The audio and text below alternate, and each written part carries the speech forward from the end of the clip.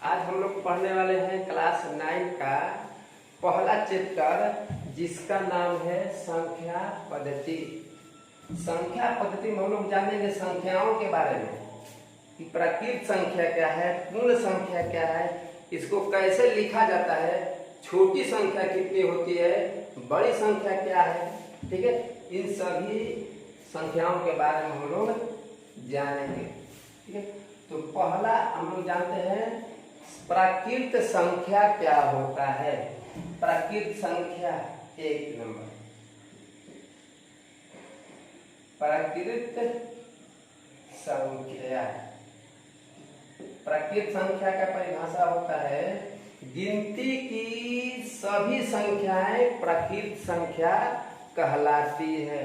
गिनती की संख्या यानी कि हम लोग गिनती स्टार्ट करते हैं लिखना तो कहाँ से लिखते हैं, 1 से। तो वही कह रहा है कि गिनती की संख्या को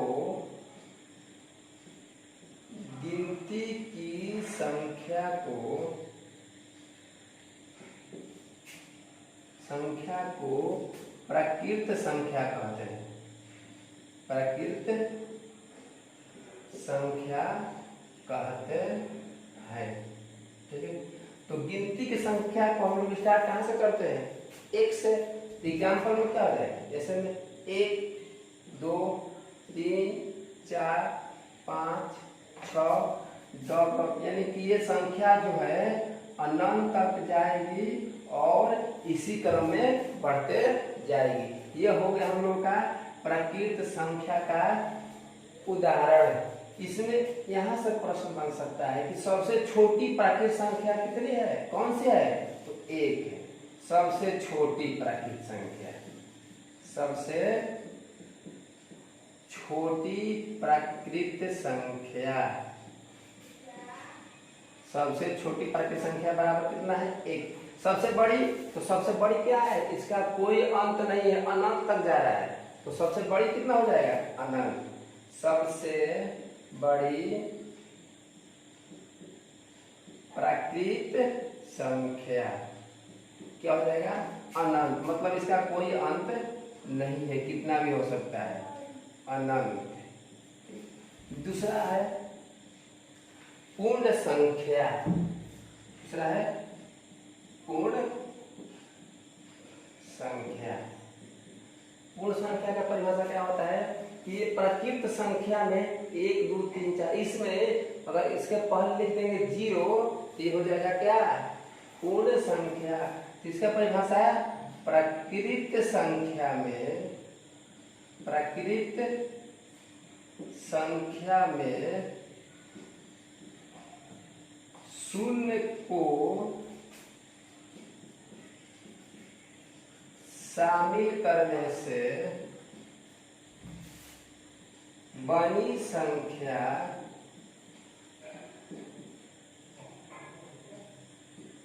पूर्ण संख्या कहलाती है।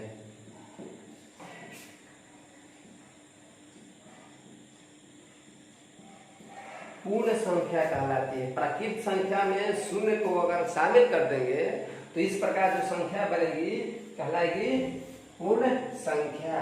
तो प्राकृत संख्या स्टार्ट कहाँ से होता है, 1 से। तो 1 2 3 4 5 डॉट डॉट डॉट कहाँ तक जाएगा, अनंत।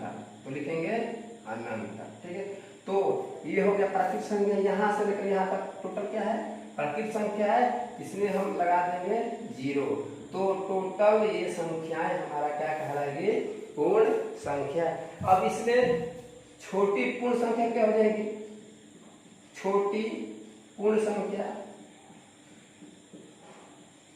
छोटी यानी कि ये जहां से स्टार्ट होता है उसको बोलते हैं छोटा, और छोटा क्या है, 0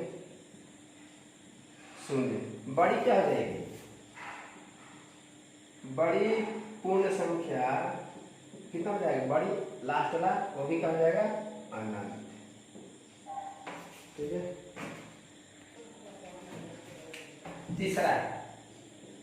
तीसरा आता है पूर्णांक संख्या।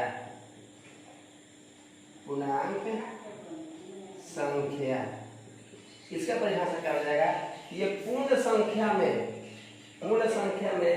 ऋणात्मक मान को शामिल कर लेने से जो संख्या बनेगी उसको हम लोग बोलेंगे पूर्णांक संख्या। तो परिभाषा होगा पूर्ण संख्या में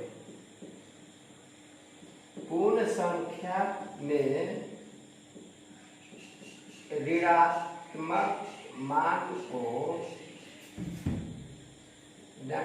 को शामिल करने से बनी संख्या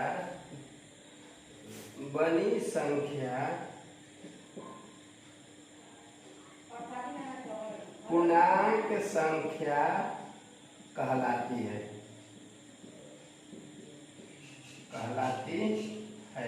पूर्णांक संख्या कहलाती है। इसका परिभाषा एग्जाम्पल, तो पूर्ण संख्या को पहले लिखेंगे तो क्या होता है 0 1 2 3 4 डॉट डॉट डॉट कहाँ जाएगा, यहाँ पर हम अनंत कर रहे हैं, ठीक है। और इसमें क्या होगा ऋणात्मक मान, यानी कि संख्या के पहले माइनस लगा देंगे तो होता है ऋणात्मक मान। -1 -2 -3 -4 ये भी कहाँ तक जाएगा, ये भी जाएगा अनंत तक। तो माइनस और प्लस टोटल संख्याओं का सम्मिलित रूप पूर्णांक संख्या कहलाता है। 0 यहाँ 1 से लेकर ये अनंत तक, इधर जितनी भी संख्याएं हैं टोटल क्या है, धनात्मक संख्या है। धनात्मक संख्या। और 0 से इधर जितनी संख्या है सब क्या है, ऋणात्मक संख्या है। ऋणात्मक संख्या। तो यहाँ से जो पूर्ण संख्या है इसको हम लोग दो भागों में विभाजित कर सकते हैं। पहला धनात्मक संख्या, या इसको हम लोग बोल सकते हैं धनात्मक पूर्णांक, इसको बोल सकते हैं ऋणात्मक पूर्णांक। और बीच में बच रहा है 0। 0 क्या है, न तो धनात्मक है और न ही ऋणात्मक है, ठीक है। इसको अब हम लोग रफ कर देते हैं।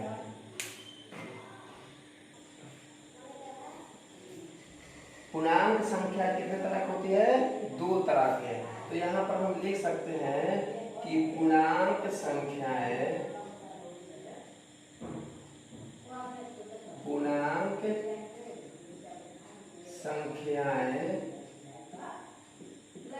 दो प्रकार की होती है।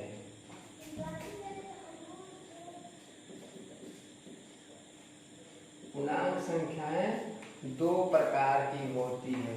पहला धनात्मक पूर्णांक,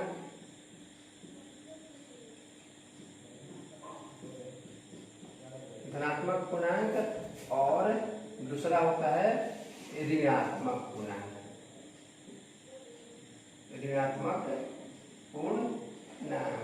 धनात्मक पूर्णांक की परिभाषा क्या हो जाएगा, वही जो प्राकृत संख्या का होता है हो जाएगा धनात्मक पूर्णांक।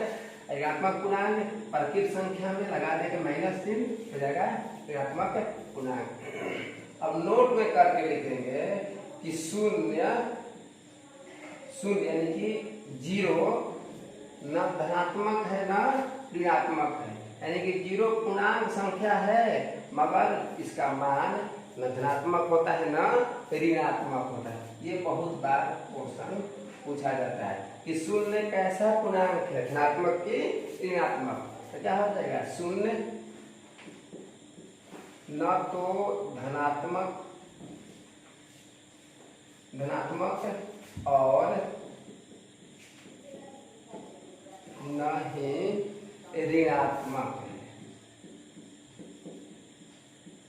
ही ऋणात्मक है।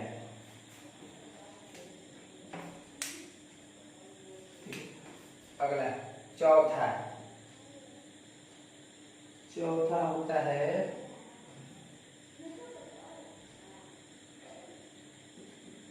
भाज्य संख्या। भाज्य संख्या का परिभाषा क्या होता है, वे सही संख्याएं जो स्वयं के अलावा किसी अन्य संख्या से विभाजित हो भाज्य संख्या कहलाती है। वे सभी संख्याएं जो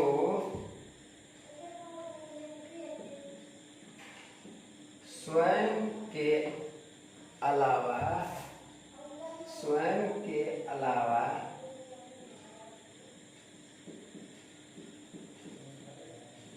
किसी अन्य संख्या से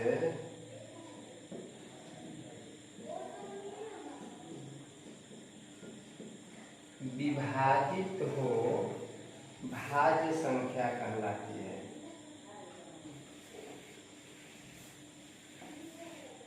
भाज्य संख्या कहलाती है।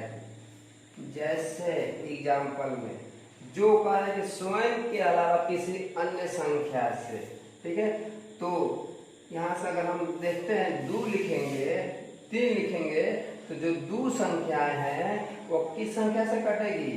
स्वयं से, यानी कि केवल 2 से कटेगी, किसी अन्य से विभाजित नहीं होगी, 1 के अलावा, क्योंकि 1 से सभी संख्याएं विभाजित होती है।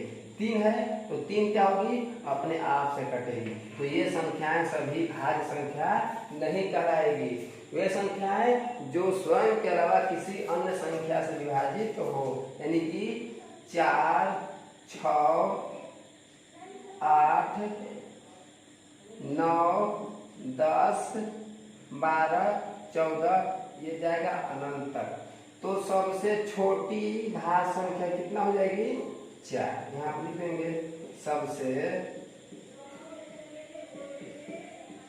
छोटी भाज्य संख्या बराबर कितना है? 4। बड़ी बड़ी अनंत हो जाएगी इसमें।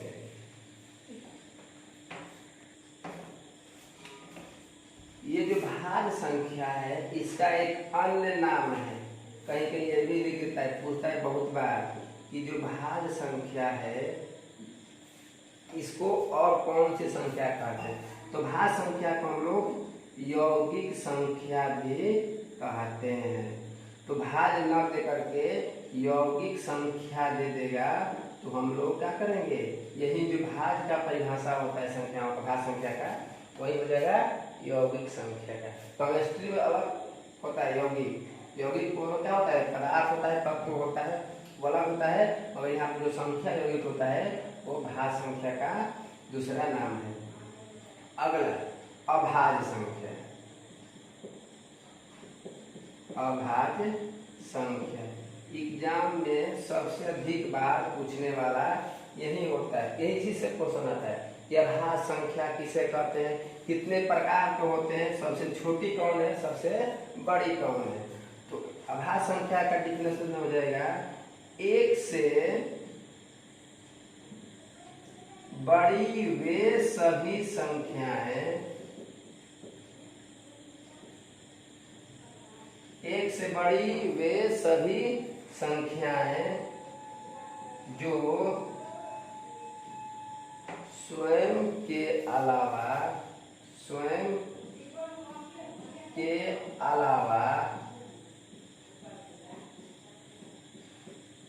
किसी अन्य संख्या से विभाजित न हो।